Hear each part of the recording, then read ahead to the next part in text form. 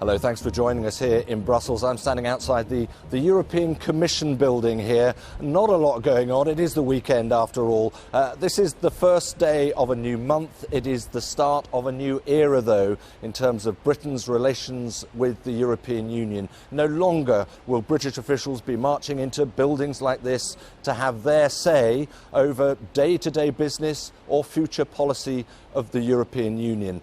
In terms of recognising that moment, I think it's fair to say that Brussels has done very little significant, very few ceremonial moments to speak of. We can show you, however, one or two which are highly symbolic. And let's just start with the lowering of the Union flag. Every member state has its flag flying as a member of this club of 28. Well, it's 27 now, and as the Union flag disappears, the EU's own flag goes up in its place. That is folded and put away, possibly for another day, possibly never to be seen again. It's likely to end up in a museum, we're told, in fact.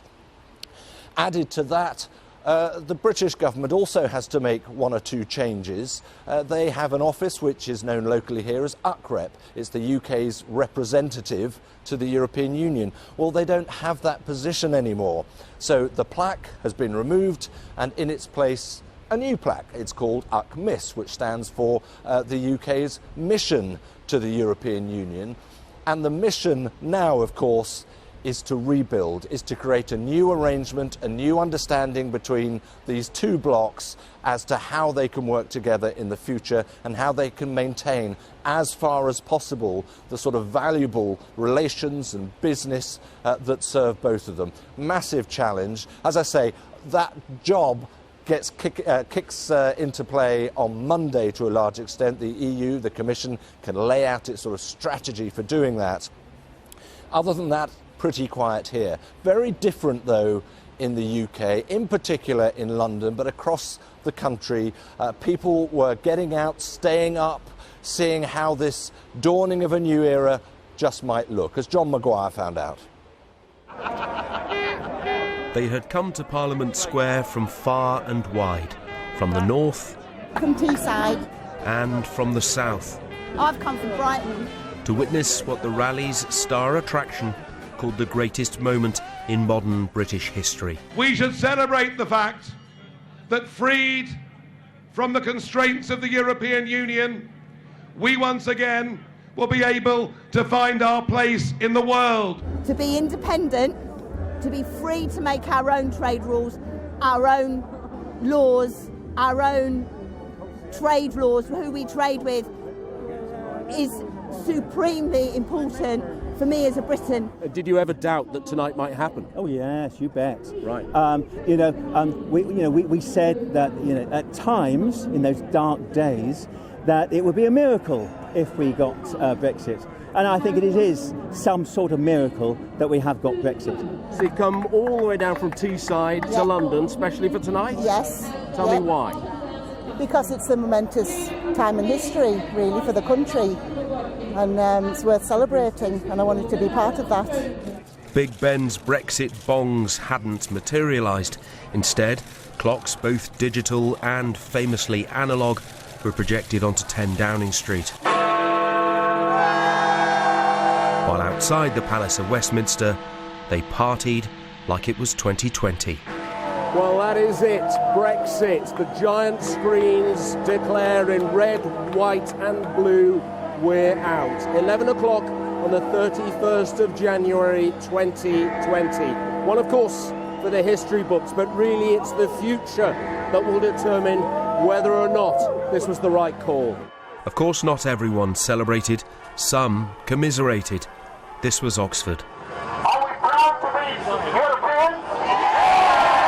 My business was put at risk because of this, and my kids' futures and jobs are being put at risk by it, and I just profoundly disagree with it. I think it's very against the peace we've had, against the prosperity and the cooperation we've had, and I think we're being very aggressive and arrogant, and I think that's really dangerous for us as a country. I hope there'll be the wisdom to negotiate something useful and sensible. I really hope so, but I think it's really unknown. I'm not that hopeful at the moment. In Edinburgh, capital of a country that had voted to remain in the EU, they used music to soothe their souls at Holyrood. and some called for independence to pave the way for a return. The fact of the matter is that the only way back into the European Union for Scotland is if we regain our statehood and regain our independence. I'm feeling sad because Brexit's happening, but really optimistic at the fact that Scotland actually has a chance to rejoin the EU and just have a nicer future than Brexit Britain. But Celtic cousins in Wales, where Leave had the upper hand, lowered the European flag outside the Senedd for the final time. What really won during this whole thing wasn't just a political, party, it was democracy. Democracy has won, and that's what I'm celebrating. And on the Irish border, for so long the issue that seemed insurmountable in the pursuit of Brexit, Remainers expressed concern and regret. Tomorrow morning might not be different, but in the coming weeks and months ahead, as we see rights and opportunities taken away from us, we'll certainly feel it then.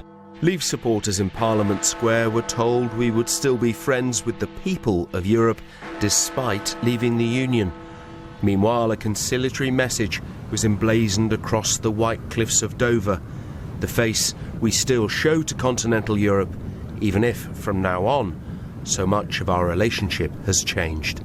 John Maguire, BBC News. Well, of course, you can stay friends, but under what terms? And that is what is worrying so many businesses and industries right across the European Union and in the UK as well, of course. I want to reflect on that for a moment now because I'm joined by Jan van der Putten, who is the Secretary-General of EFCA, which is the European Federation of Engineering Consultancy. Jan, thanks very much for joining us. We hear a lot already of the need for a level playing field so that everything sort of can carry on as before. How anxious are your members in construction, in engineering? Because these are huge industries. Well, the UK is claiming that all legislation is aligned to the EU, so negotiations should be straightforward. But at the time being, we don't know where we're heading to. Negotiations still need to start. They should be finalized by the end of June concerning goods and services.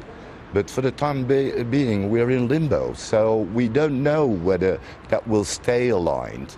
And if that is not the case, what are we heading to? And you mentioned June as the deadline for goods and services. That's almost like tomorrow, isn't it? It's hardly any time at all. It is. So we're very anxious and we're insecure about what's going to happen.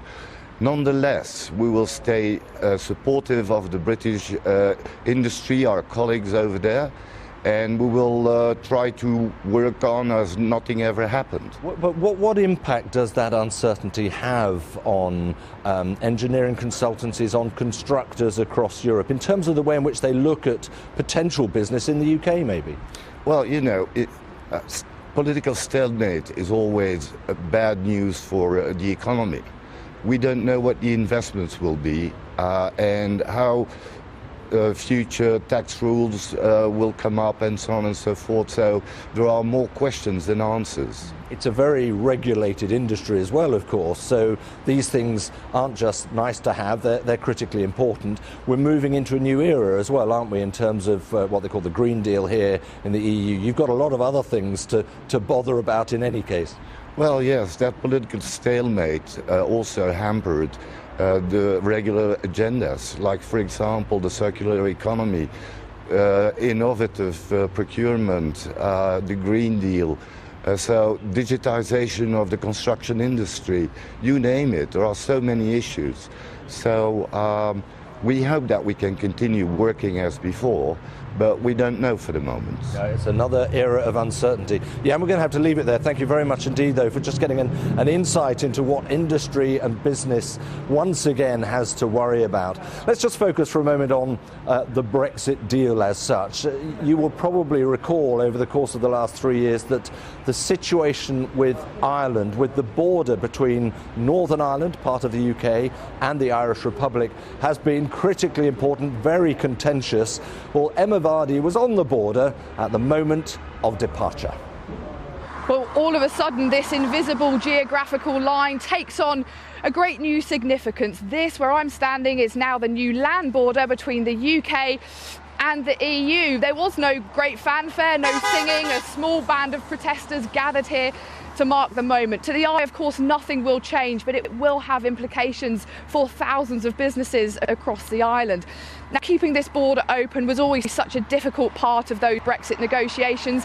In the end, a resolution was found through a controversial compromise, which effectively moves this border to the Irish Sea. It leaves Northern Ireland in a bit of a halfway house in future, abiding by EU single market rules, but staying part of the new UK's global trading arrangements. And of course, don't forget, it was always so important to people to keep this border open, because having an open Irish border has been a fundamental part of the peace process in Northern Ireland. After decades of conflict, it has been achieved, but people are still far from happy. A majority of people in Northern Ireland voted to remain. They're still upset they're being taken out of the EU against their will, whereas others are angry that Northern Ireland is going to have to remain in different arrangements to the rest of the UK. But after all those rows, those battles over British and Irish identity, really now negotiations over the next 11 months will determine exactly how it's all going to work in practice. Yeah, Emma Vardy reflecting some of the uncertainties and insecurities in Ireland and in Northern Ireland. They're not the only ones with worries. Let's just throw our light onto Gibraltar for a moment, a British overseas territory on the south coast of Spain. Of course, it's been British since the 17th century, but Spain claims it as its own territory. What is going to happen to them? It's an issue which Gavin Lee has been looking at. He's been speaking to Gibraltar's First Minister, Fabian Picardo. Yesterday was laced with an element of sadness for us. I mean, the EU has been an important part of the political life of Gibraltar, not just for 47 years, but in particular since Spain joined in 1986 and the gates were kicked open as a result a couple of years earlier. So I think there was an element of trepidation when we voted 3 years ago, and we lost that vote. And yesterday we had to give effect to the result of the winner's view, which was that we should leave and lower the European flag. And it is worth saying that this was the area where most people voted to remain. 96% of 32,000 people, well, those who voted to remain. And you've been caught in the slipstream, I guess, by all of this. But one thing that's worth pointing out is we've been talking about this border. You have mentioned in a previous interview that what about the idea of staying in the Schengen passport-free zone, like Switzerland that's not in the EU, Liechtenstein, for example? Tell me more about that. Well, we didn't say staying in because we're not presently in, but we said let's do an arrangement with the Schengen zone, which might mean joining, although that might be a little over-ambitious, so it may mean having like the equivalent of a travel area agreement with the Schengen zone, so that we don't move into the stage where we have immigration controls, which are stricter than we can really suffer here, because you've got 15,000 people crossing this frontier principally to come to work in Gibraltar between 8 o'clock in the morning and 10 o'clock in the morning, and you just can't put controls in the way of them and get them to work on time. And of course you've also got a resident population in Gibraltar, and you've got people across the way who have families in Gibraltar, and requiring them to have visas or to have their passport stamped if they want to go and see their relatives or simply want to pop over to the European Union for lunch would be really quite impossible to police in an appropriate way. Fabian Picardo there.